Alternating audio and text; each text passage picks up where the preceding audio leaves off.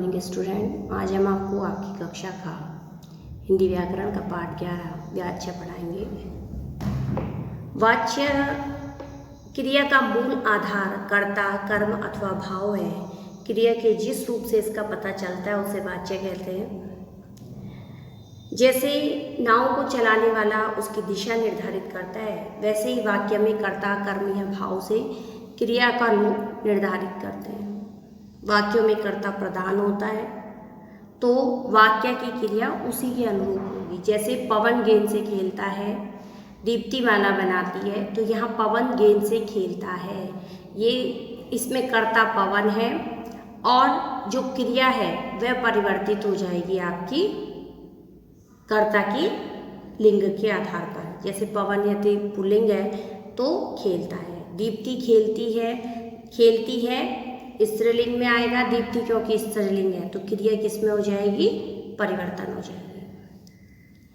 इन वाक्यों में सामर्थ्य दिखाई रही है कि कर्ता कार्य करने में सक्षम है या नहीं, भाव की प्रधानता है, भाव के आधार पर निर्धारित हो रही है, क्रिया भाव के आधार पर निर्धारित हो रही है। अतः क्रिया का मूल आधार कर्ता, कर्म अथवा भाव है। क्रिया के जिस रूप से इसका पता चलता है वाच्य कहलाता है।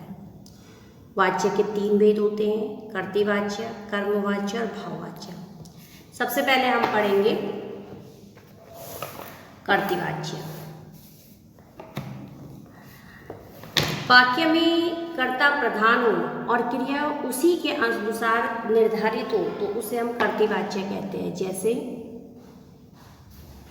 दीप्ति पढ़ रही है, मनु बाजार जा रहा है, आज हवा तेज चल रही है। ऊपर लिखे इन वाक्यों में क्रिया को करने वाले अर्थात कर्ता के आधार पर ही क्रिया के लिंग वचन को निर्धारित किया गया है। ऐसे वाक्य कर्तृवाच्य में कर्ता प्रधान होते हैं। कर्तृवाच्य में कर्ता प्रधान होता है, ये बात ध्यान देने योग्य है। इसमें क्रिया का लिंग वचन नहीं होता है जो कर्ता का हो। कर्ता के साथ कारक चिन्हों का प्रयोग नहीं होता है। क्रियाएं अकर्मक या सकर्मक किसी भी प्रकार की हो सकती हैं।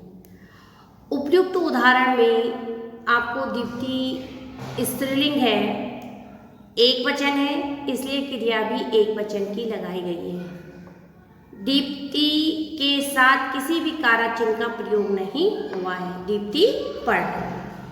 मनु पुल्लिंग है, उसमें एक वचन है, इसलिए क्रिया भी पुल्लिंग एक वचन की है। मनु के साथ भी कारक चिन्ह नहीं है, पर वाक्य में कर्म यानी कि बाजार, कर्म क्या है, बाजार। ठीक, अब आता है आपका कर्मवाच्य। वाक्य में कर्म प्रधान हो और क्रिया उसी के अनुसार निर्धारित हो तो उसे कर्मवाच्य कहते हैं। जैसे मोहल्ले के निवासियों द्वारा कूड़ा कचरा हटाया गया, बुजुर्गों के द्वारा वृक्ष लगाए गए, पंजाबियों द्वारा मीठा पानी पिलाया गया। यहाँ ऊपर लिखे वाक्यों से स्पष्ट है कि इन वाक्यों की क्रियाएं कर्म द्वारा निर्धारित हो रही हैं। क्रिया का लिंग वचन सब कुछ कर्म पर निर्भर है। इस प्रकार की क्रियाओं में कर्म महत्वपूर्ण है, अतः वाक्य में कर्म आवश्यक है।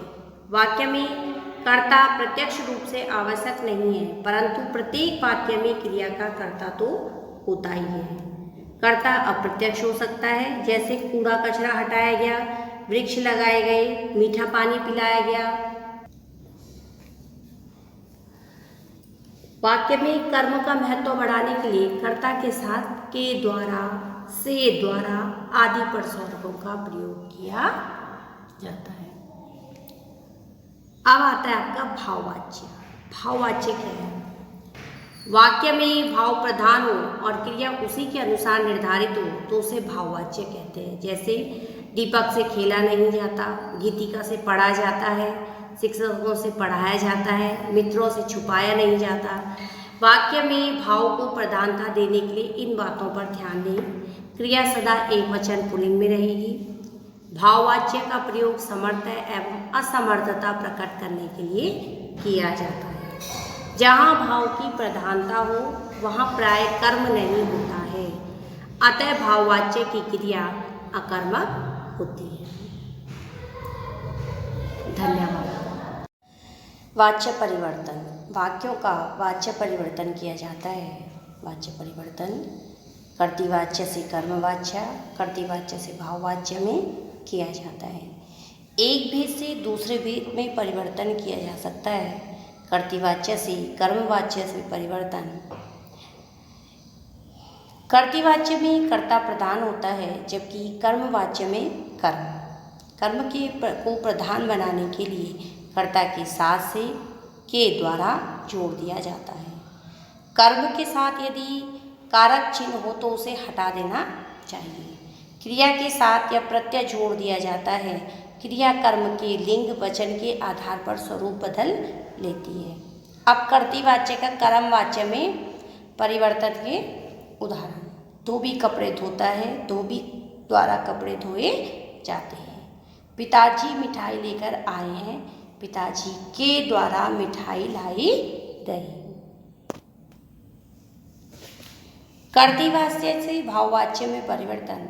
कर्ता के बाद परसर्ग यानी कि कारक चिन्ह लगाया जाता है। क्रिया पुल्लिंग तथा एक वचन में ही होगी। भाववाच्य में क्रिया के साथ जाना का प्रयोग लगता है। कर्तृवाच्य के कुछ उदाहरण भाववाच्य में परिवर्तन के लिए।